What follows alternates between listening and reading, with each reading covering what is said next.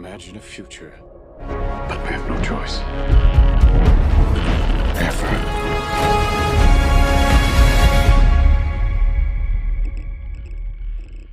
Hello दोस्तों, welcome back to the my channel. और आज मैं आप लोगों के लिए ओपनहाइमर मूवी एक्सप्लेन करूंगा, जिसे कि रिसेंटली ही अभी रिलीज किया गया है और इसकी IMDb रेटिंग है 8.9। दोस्तों, ये मूवी रॉबर्ट ओपनहाइमर की बायोपिक फिल्म है, जिसमें उनकी पूरी लाइफ के स्ट्रगल को दिखाया गया है। तो दोस्तों, वीडियो शुरू करने से पहले मैं आपको बता दूं कि ये मूवी काफी लंबी है, इसीलिए मैं इस मूवी को एक्सप्लेन करने के लिए इम्पोर्टेंट पॉइंट्स को ही क्लियर करूंगा ताकि वीडियो की लेंथ ज़्यादा लंबी ना हो। तो चलिए दोस्तों, शुरू करते हैं आज के एक्सप्लेनेशन को। मूवी की शुरुआत में हमें ओपनहाइमर को दिखाया जाता है, जो कि कोर्ट रूम में बैठा हुआ था और उसके ऊपर एक केस चल रहा था। और अब उसी कोर्ट में हमें लुइस नाम के एक आदमी को दिखाया जाता है, जिसका कैरेक्टर रॉबर्ट डाउनी जूनियर ने प्ले किया है। अब लुइस ACE नाम की एक कंपनी का चेयरमैन था, जो कि गवर्नमेंट के लिए न्यूक्लियर बॉम्ब बनाने का काम करती है। और यहाँ पर हमें पता चलता है कि लुइस ही वो इंसान है जिसने ओपनहाइमर पे केस किया है, जिसकी वजह से इस वक्त ओपनहाइमर बहुत ही ज्यादा परेशान होता है। और अब अगले ही सीन में कोर्ट की हियरिंग के दौरान ओपनहाइमर से पूछा जाता है कि वो आखिर कब से न्यूक्लियर एनर्जी पे काम कर रहा है और वो कैसे इंस्पायर हुआ इन सब चीजों के लिए। जिसके बाद ये सीन यहीं पे कट हो जाती है और अब मूवी की कहानी ओपनहाइमर के बचपन के कॉलेज टाइम में शिफ्ट हो जाती है, जहाँ पे हमें दिखाया जाता है कि ओपनहाइमर बचपन से ही पढ़ाई में बहुत ही ज्यादा तेज था और फिजिक्स में उसकी दिलचस्पी कुछ ज्यादा ही थी। और अब कॉलेज में पढ़ाई के दौरान एक दिन ओपनहाइमर की मुलाकात उसके कॉलेज के एक प्रोफेसर से होती है, जो कि न्यूक्लियर एनर्जी में कुछ खास दिलचस्पी रखते थे। और अब प्रोफेसर के ओपनहाइमर से बातचीत के दौरान ओपनहाइमर अपने प्रोफेसर से न्यूक्लियर एनर्जी के बारे में काफी कुछ अच्छी बातें करता है, जिसे सुन करके उसके प्रोफेसर उससे इम्प्रेस हो जाते हैं, क्योंकि आज तक न्यूक्लियर एनर्जी के बारे में इतना कुछ कोई नहीं जानता था।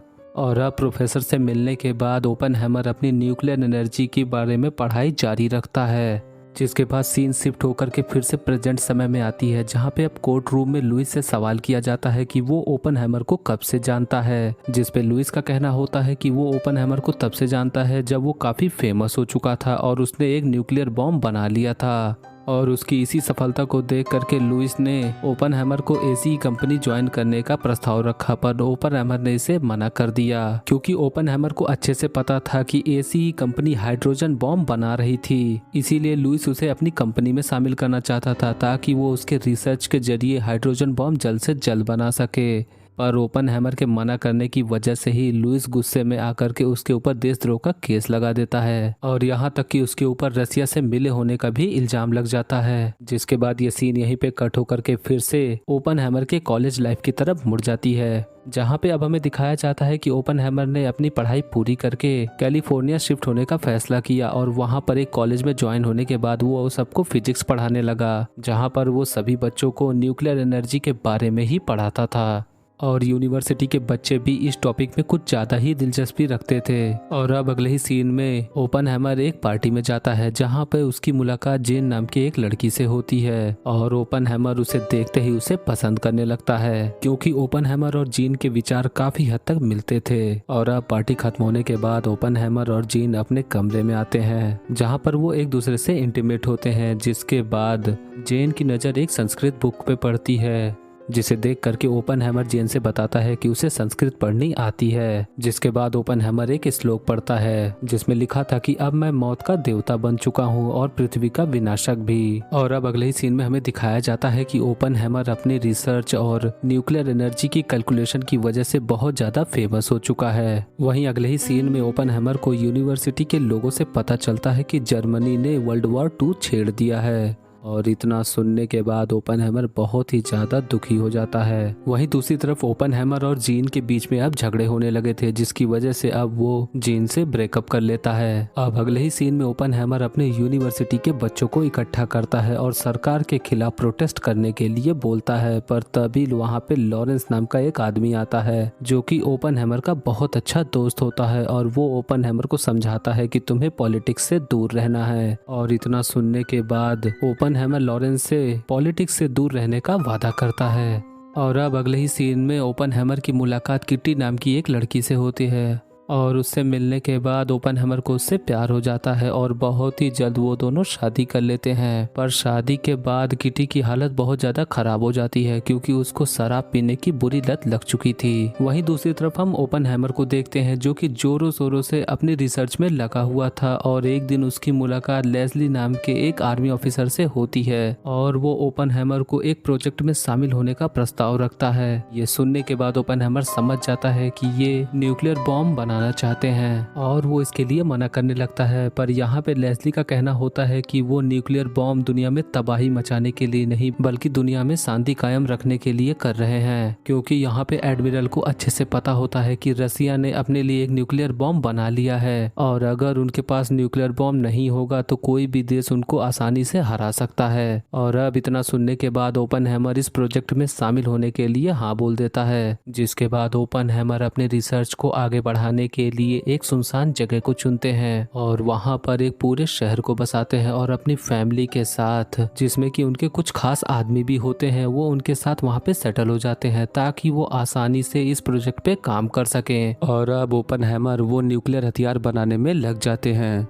जहाँ पर एक दिन काम करते दौरान उसकी मुलाकात एडवर्ड नाम के एक आदमी से होती है जो कि ओपनहेमर के सामने न्यूक्लियर रिएक्टर की थियरी रखता है, जिसे सुन करके ओपनहेमर भी शॉक्ड रह जाते हैं क्योंकि उसकी थियरी एकदम सही होती है कि अगर वो लोग न्यूक्लियर ब्लास्ट करते हैं तो न्यूक्लियर बॉम्ब के पार्टिकल हवा के संपर्क में आने पर एक बहुत बड़ा ब्लास्ट कर सकते हैं। और अब ये थियरी सुनने के बाद ओपनहेमर तुरंत ही एल्बर्ट आइंस्टाइन के पास पहुंचते हैं, जहाँ पे आइंस्टाइन का भी यही कहना था और उन्होंने ये भी बताया कि न्यूक्लियर हथियार हमारी पूरी दुनिया को बर्बाद कर सकते हैं। और अब ये सुनने के बाद ओपनहेमर अपने रिसर्च में लग जाता है। वहीं एक मीटिंग के दौरान ओपनहेमर की मुलाकात पहली बार लुइस से होती है, जहां पे लुइस सभी को रिवील करता है कि रसिया ने पहले ही एक एटम बम बना लिया है और अभी तक उनके देश के पास एक भी एटम बम मौजूद नहीं है, जिस पे अब ओपनहेमर का कहना होता है कि मैं पहले से ही एक एटम बम बनाने की कोशिश में हूँ और मुझे कुछ साल का समय दिया जाए ताकि मैं वो एटॉमिक हथियार तैयार कर सकूं। और अब लुइस के इतना सुनने के बाद वो तुरंत ही ओपनहेमर को जल्द से जल्द ये काम खत्म करने के लिए बोलता है। और अब यही वो सीन था जहाँ पर लुइस को ओपनहेमर पे पहली बार शक हुआ था कि शायद से वो रसिया से मिला हुआ है। वहीं अब अगले ही सीन में ओपनहेमर को एक दुखद सूचना मिलती है कि जीन ने आत्महत्या कर लिया है और ये बात सुनने के बाद ओपनहेमर वहीं पे टूट जाता है, पर किटी उसे संभाल लेती है, जिसके बाद ओपनहेमर न्यूक्लियर हथियार बनाने की रिसर्च में लग जाता है। वहीं दूसरी तरफ हमें एडवर्ड को दिखाया जाता है जिसकी थियरी का सभी मजाक बना रहे थे, इसीलिए अब एडवर्ड वो रिसर्च फैसिलिटी छोड़ करके जाने का तय करता है, पर एडवर्ड उसे रोक लेता है और बोलता है कि उसे उसकी जरूरत है क्योंकि वो बहुत ही जल्द हाइड्रोजन पार्टिकल्स के ऊपर काम करने वाला है। यहाँ पे एडवर्ड के लिए दुख की बात ये होती है कि ओपनहेमर ने उसकी हाइड्रोजन वाली थियरी को सुनने के बाद भी अपने न्यूक्लियर हथियार में हाइड्रोजन का इस्तेमाल नहीं किया बल्कि यूरेनियम का इस्तेमाल किया। वहीं दूसरी तरफ एक मीटिंग के दौरान ओपनहेमर की मुलाकात फिर से लुइस से होती है और यहाँ पर लुइस न्यूक्लियर बॉम्ब बनाने के बाद एक हाइड्रोजन बॉम्ब बनाने की भी बात बोलता है, पर यहाँ पे ओपनहेमर उसे बताता है कि अगर उन्होंने हाइड्रोजन बॉम्ब बनाया तो बाकी देश के लोग उसे देख करके भी हाइड्रोजन बॉम्ब बनाना शुरू कर देंगे। पर यहाँ पे लुइस का कहना होता है कि तुम ऐसा कैसे कह सकते हो, क्योंकि मुझे लगता है कि रसिया ने पहले ही एक हाइड्रोजन बॉम्ब बना लिया है। जिसके बाद ये सीन यहीं पे कट हो जाती है। अब अगले ही सीन में ओपनहेमर की मुलाकात यूएस आर्मी से होती है जो कि उसे बताते हैं कि हमें एक न्यूक्लियर हथियार जापान के ऊपर गिरा देना चाहिए जिससे कि वर्ल्ड वॉर 2 वहीं पे खत्म हो जाएगा। पर ओपनहेमर का यहाँ पे कहना होता है कि उन्हें न्यूक्लियर हथियार से जापान को डराना चाहिए और उनके ऊपर न्यूक्लियर हथियार गिराना ये सही नहीं है। अब फाइनली वो समय आ जाता है कि ओपनहेमर एक न्यूक्लियर हथियार बनाने में सफल हो जाते हैं। अब उसकी टेस्टिंग का समय आता है जहाँ पे अब गवर्नमेंट के लोगों के साथ मिलकर के ओपनहेमर अपने न्यूक्लियर हथियार का टेस्ट करते हैं और जैसे ही वो बॉम्ब डेटोनेट होता है उसके धमाके को देख करके ओपनहेमर हैरान रह जाते हैं, क्योंकि उन्होंने इस बॉम्ब को जितना खतरनाक सोचा था ये उससे और भी ज्यादा खतरनाक होता है। जिसके बाद ये सीन यहीं पे कट हो जाती है। जिसके बाद अब अगले ही सीन में हमें वो समय दिखाया जाता है जब यूएस के लोग जापान पर बम गिराने वाले थे और उसी की टेस्टिंग के दौरान एक दुर्घटना हो जाती है जिसमें कि तेज सफेद रोशनी निकलती है। वहीं दूसरी तरफ न्यूक्लियर हथियार बनाने की वजह से ओपनहेमर पूरी दुनिया में फेमस हो चुका था। जिसके बाद ये सीन यहीं पे कट हो जाती है। अब अगले ही सीन में यूएस आर्मी के लोग वो न्यूक्लियर हथियार लेकर के वहां से जाने लगते हैं और सही समय आने पर वो जापान के हिरोशिमा और नागासाकी के ऊपर बॉम्ब गिरा देते हैं, जिसकी वजह से अब बहुत सारे जापानी मारे जाते हैं। और ये सब कुछ देख करके ओपनहेमर को बहुत दुख होता है, क्योंकि उसके हथियार बनाने की वजह से आज जापान में बहुत सारे लोग मारे गए। वहीं अब अगले ही सीन में ओपनहेमर एक स्पीच के दौरान अमेरिका की तारीफ करता है, पर वो अंदर ही अंदर टूट चुका था। जिसके बाद ओपनहेमर की मुलाकात यूएस के प्रेसिडेंट हेनरी से होती है और अब प्रेसिडेंट हेनरी उससे बहुत ज़्यादा खुश होते हैं और वो उसे और भी न्यूक्लियर बॉम्ब बनाने के लिए बोलते हैं, पर यहाँ पर हेनरी उसे मना कर देता है। पर हेनरी का कहना होता है कि अगर वो और भी ज़्यादा न्यूक्लियर बॉम्ब बनाएगा तो दुनिया उसे याद रखेगी। पर ओपनहेमर प्रेसिडेंट से बोलता है कि उसके हाथ मासूमों के खून से रंगे हुए हैं और ये बोलने के बाद वो वहाँ से चुपचाप निकल जाता है। वहीं दूसरी तरफ ओपनहेमर को शक हो जाता है कि FBI के लोग उसके पीछे पड़े हुए हैं, क्योंकि उसने गवर्नमेंट के लिए न्यूक्लियर बॉम्ब बनाने से मना कर दिया। वहीं दूसरी तरफ एक स्पीच के दौरान ओपनहेमर सभी को बताता है कि न्यूक्लियर हथियार बहुत ही ज़्यादा खतरनाक है और अगर इसकी रिसर्च किसी गलत हाथों में लग गई तो पूरी दुनिया खतरे में आ सकती है। जहां पर अब हमें लुइस को दिखाया जाता है। यहाँ पर लुइस ओपनहेमर के ऊपर बहुत ही ज़्यादा गुस्सा था, क्योंकि उसने न्यूक्लियर हथियार बनाने से उसे मना कर दिया, जिसकी वजह से लुइस की कैबिनेट की सीट भी छीन ली जाती है। और यही वो कारण था कि लुइस ने ओपनहेमर को ये कह करके फंसा दिया कि वो एक कम्युनिस्ट है। वहीं अगले ही सीन में ओपनहेमर अपनी पत्नी से बोलता है कि अगर वो सरकार की बात नहीं मानेगा तो सरकार उससे सारी फैसिलिटी छीन लेगी, जिसकी वजह से वो आगे रिसर्च नहीं कर पाएगा। जिसके बाद अब सीन सीधे प्रेजेंट समय में शिफ्ट हो जाती है, जहाँ पे अब कोर्ट रूम में लुइस एक बार फिर से ओपनहेमर के ऊपर इल्जाम लगाता है कि वो एक कम्युनिस्ट है, क्योंकि उसने हाइड्रोजन बॉम्ब बनाने से मना कर दिया। और अब ये सब कुछ सुन करके ओपनहेमर बहुत ही ज्यादा दुखी था। तभी वहाँ पे ओपनहेमर से मिलने आइंस्टाइन आते हैं और वो उससे बताते हैं कि तुम्हें ये देश छोड़ करके कहीं और चले जाना चाहिए, क्योंकि तुमने अपने ही देश के लिए न्यूक्लियर हथियार बनाए, पर यहाँ पर वो लोग ही तुम्हारे खिलाफ हो गए हैं। वहीं अगले ही सीन में यूएस गवर्नमेंट के लोग मीटिंग के दौरान ये बताते हैं कि ओपनहेमर एक अच्छा इंसान है,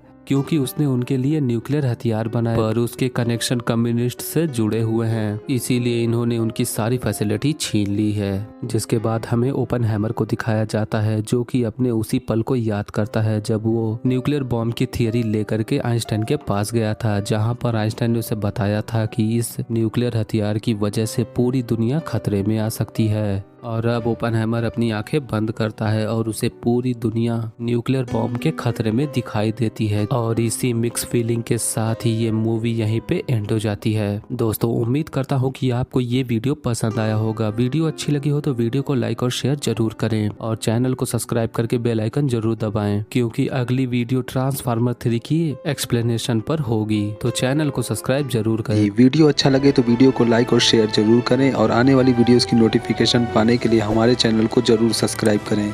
मिलूंगा आपसे अगली वीडियो में, तब तक के लिए गुड लक।